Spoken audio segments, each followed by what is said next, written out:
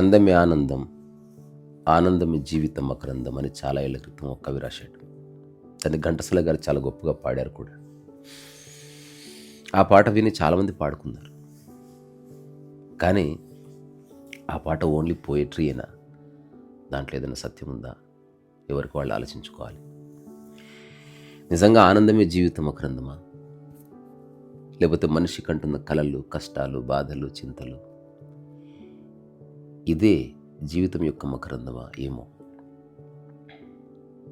చిన్నప్పటి నుంచి మనిషికి కలలు కనడం అలవాటైపోయింది. ఏదేదో ఊహించుకోవడం అలవాటైపోయింది. ఉన్నదాన్ని అనుభవించడం మనకెవరు నేర్పించటం లే. అందరూ గొప్పగా బతకాలని చెబుతున్నారు. హాయిగా, కొత్తగా, నిత్యనూతనంగా బతకాలని మనకెవరు చెప్పరు. నేను 5వ తరగతి చదువుతున్నప్పుడు మా స్కూల్ టీచర్ అందరినో ప్రశ్న అడిగాడు. ఏరా, మనం తినడానికి పుట్టామా లేదా పుట్టినందుకు తింటున్నామా అని.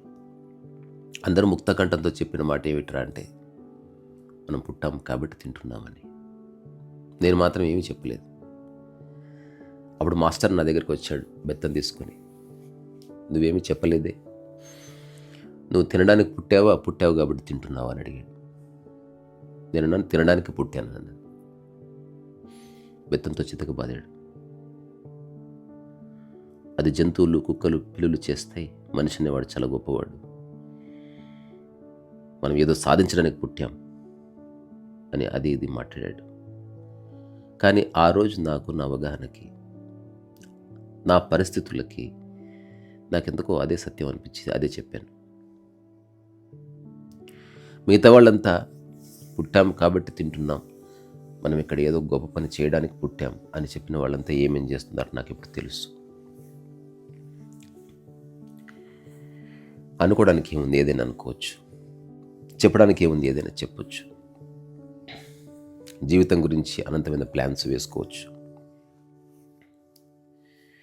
కానీ జీవితం అడుగుతుంది, అరే బాబు, నువ్వు ఎక్కడ పుట్టావు, నీ పరిస్థితులు ఏమంటున్నాయి, నువ్వు తిరిగే ప్రపంచం ఏమిటి, నీ చుట్టూ ఉన్న మనుషులు ఎవరు. అక్కడి నుంచి కదా నీ జీవితంలో ఏమైనా చేయడానికి ఒక భూమికి ఏర్పడేది. ఇదంతా చేస్తున్నది నువ్వు వేరే వాళ్ళ దృష్టిలో గొప్ప అనిపించుకోవడానికా, లేకపోతే నువ్వు ఆస్వాదించడానికా అని అడుగుతుంది జీవితం. కానీ ఎవరికి పట్టదు. ఈ జీవితంలో 3 రకాల మనుషులు ఉంటారు. నిరంతరం కలలు కనేవాళ్ళు, కానీ ఏమి చేయరు. ఇంకొందరు ఉంటారు, వాళ్ళకున్న పరిస్థితులు నిందిస్తూ ఉంటారు. నేను డబ్బుల దీంట్లో పుట్టాను కాబట్టి ఇట్లా అయిపోయాను, నాకు ఇంగ్లీష్ రాదు కాబట్టి నేను సాధించలేకపోయాను, నాకే కనుక అందం ఉంటే నేను ఏదైనా చేసి ఉండేవాడిని, నాకు ఒత్తుగా జుట్టు ఉంటే హీరో అయి ఉండేవాడిని, సీనియర్ ఎన్టీఆర్ లాగా నా ముక్కు లేదు, మహేష్ బాబు లాగా నాకు రంగు లేదు, అలెన్ మాస్క్ లాగా నాకు డబ్బు లేదు. ఇలా ఏవో. 3వ వ్యక్తులు ఉంటారు. వాళ్ళున్న పరిస్థితుల్లో ఏం చేస్తే బాగుంటుందని ఒక స్ఫురణ కలిగి తక్కువగా మాట్లాడి వాళ్ళ ఆలోచనల్ని ఆచరణలో పెట్టి తద్వారా వాటి ఫలితాలను ఆస్వాదిస్తూ జీవితం యొక్క మూల స్వభావాలైన ఆనందం, హాయి, ప్రశాంతత వీటిని మిస్ కాకుండా చూసుకోగలరు. అట్లాంటి వాళ్ళు చాలా తక్కువ.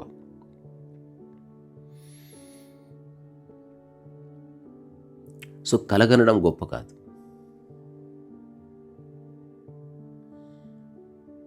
కలలు కను, వాటిని సాకారం చేసుకోవడానికి ప్రయత్నం చేయి అని ఎవరైనా గొప్ప వ్యక్తి చెప్తే అందరూ ఆ స్టేట్మెంట్ని మెచ్చుకుంటారు. కానీ ఆ వాక్యం యొక్క మూలంలోకి ఎవరు తొంగి చూడరు. మైండ్ అనేది ఒక కళలు తయారు చేస్తే ఫ్యాక్టరీ. అది ఏదైనా కలగంటుంది, ఏదైనా ఆలోచిస్తుంది, ఎంతకైనా ఊహిస్తుంది. కానీ మనం ఉన్న పరిస్థితి దానికి సూట్ అవుతుందా లేదా అని ఆలోచించదు. మనిషి ఆల్మోస్ట్ బ్లైండ్. ఎగరాలనుకోవడం తప్పు కాదు. నీకు రెక్కలు ఉన్నాయా లేదా చూసుకో. అప్పుడు నువ్వు ఎగరాలని అనుకోవాల్సిన అవసరం లేదు, ఎగురుతావు అంతే. నేను శాండ్ ఆర్ట్ పర్ఫామ్ చేస్తున్న రోజుల్లో ఒక ఇంట్రెస్టింగ్ ఇన్సిడెంట్ జరిగింది. నేను బాగా తిరుగుతున్న సమయం అది 2014 నుంచి 17 వరకు. ఒకసారి బెంగళూరులో ఒక పెద్ద కంపెనీకి పర్ఫార్మెన్స్ ఇచ్చిన తర్వాత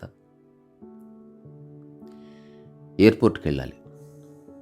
సో నేను ఎప్పుడైనా సరే ప్రయాణం చేసినప్పుడు చాలా ముందుగానే బయలుదేరుతాను.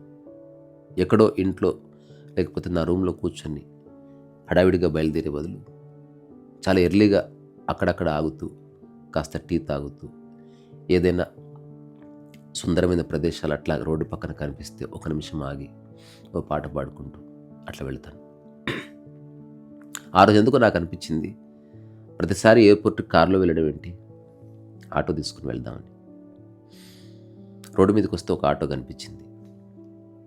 అతను అడిగాను, ఎయిర్పోర్ట్కి వెళ్ళాలనుకుంటున్నా అంటే అతను అన్నాడు, అతనికి తెలుగు కొంచెం వచ్చు. క్యాబ్లో వెళ్ళిపోయారా? లేదు, నాకు ఆటోలో వెళ్ళాలనిపిస్తుంది, మీరు వస్తారా అని అడిగాను. క్యాబ్కి ఇచ్చే డబ్బులు మీకు ఇస్తానన్నాను. ఆనందంగా ఒప్పుకున్నాడు. ఆటోలో వెళ్తున్నప్పుడు అతను ఒక ఇంట్రెస్టింగ్ విషయం చెప్పాడు. ఆ విషయం ఏమిటంటే, అతను 7వ తరగతో 8వ తరగతో చదువుతున్న కాలంలో వాళ్ళ టీచర్ అడిగిన ప్రశ్న, ఏరా మీరు భవిష్యత్తులో ఏమవుతారు అంటే, వాళ్ళ క్లాస్మేట్స్ అంతా చెప్పిన మాట ఏమిటంటే, నేను డాక్టర్ అవుతాను, ఇంజనీర్ అవుతాను, పైలట్ అవుతాను, సైంటిస్ట్ అవుతాను అలా చెప్పారు. చివరికి ఇతని దగ్గరికి టీచర్ వచ్చాడు. ఏరా ఏమవుతావు అంటే, నేను ఆటో డ్రైవర్ని అవుతానని చెప్పాడంట. దాంతో టీచర్కి విపరీతంగా కోపం వచ్చి కొట్టాడు. అట్లాంటి చిన్న పని ఎంచుకుంటావా విధవా నువ్వు? చూడు ఎంత చక్కగా చెప్పారు ఫ్రెండ్స్ అంతా, నువ్వు కూడా అలా చెప్పు, డాక్టర్ అవుతానని చెప్పు, ఇంజనీర్ అవుతానని చెప్పు. కానీ తను చెప్పాడంట, అవేంటో నాకు తెలియదండి, మా ఫాదర్ ఆటో నడుపుతారు, చాలా ఆనందంగా ఉంటారు, నేను ఆటో డ్రైవరే అవుతాను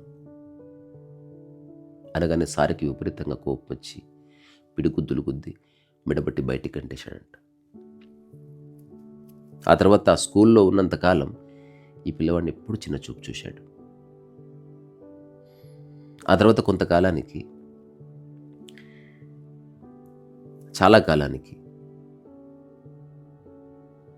అదే సారు బెంగళూరులో ముసలితనంలో రోడ్డు మీద ఏదైనా వాహనం వస్తే ఎక్కిపోదామని ఎదురు చూస్తున్నప్పుడు ఇతను ఆటో తీసుకుని ఆపాడంట.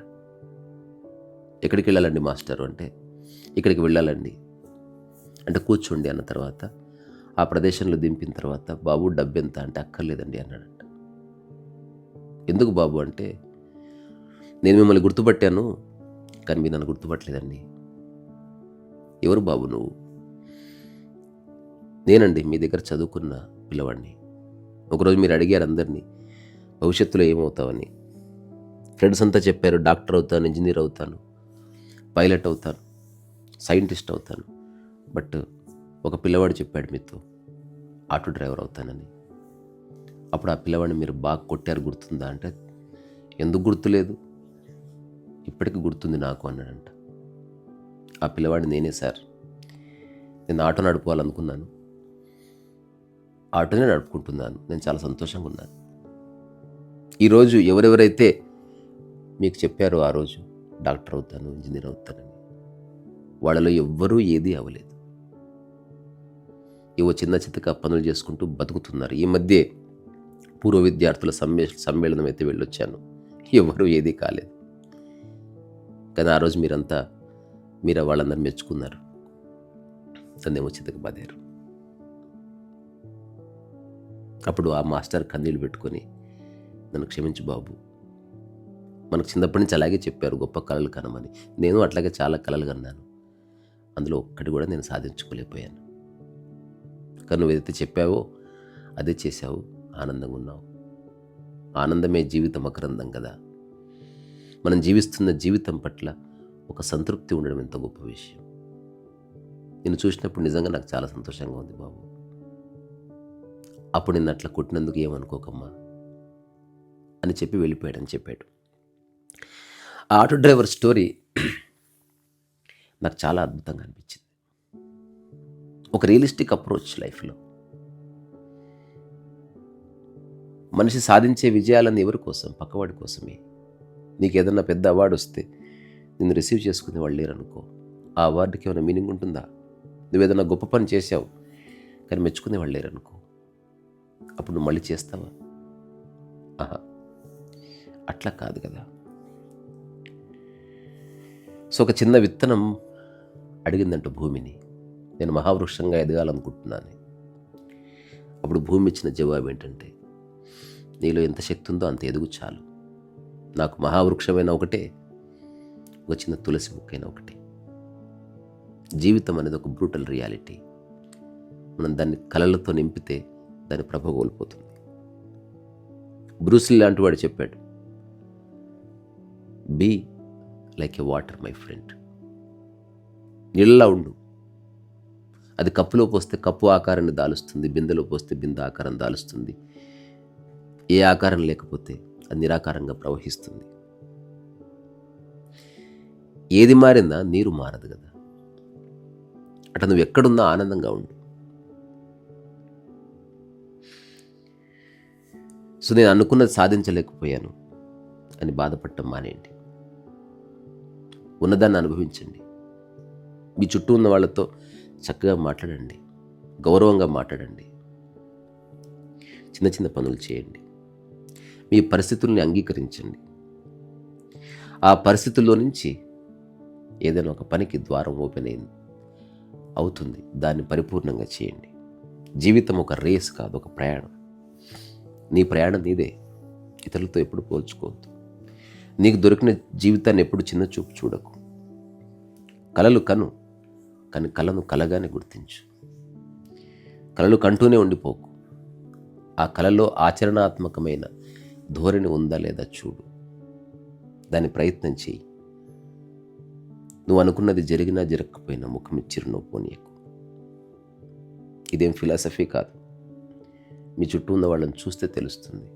వాళ్ళు అనుకోవడానికి వాళ్ళు ఉన్నదానికి మధ్యన తేడానే వాళ్ళు అనుభవించే బాధ. అట్లాంటి బాధ కథలు మనకెందుకు?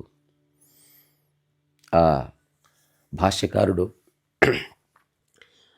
ఆ కవి చెప్పినట్టు అందమే ఆనందం, ఆనందమే జీవిత మకరందం. నిజంగా ఆనందమే జీవిత మకరందం. ఆ మకరందాన్ని నిరంతరం ఆస్వాదించండి, మీ చుట్టూ ఉన్న వాళ్ళకి పంచండి.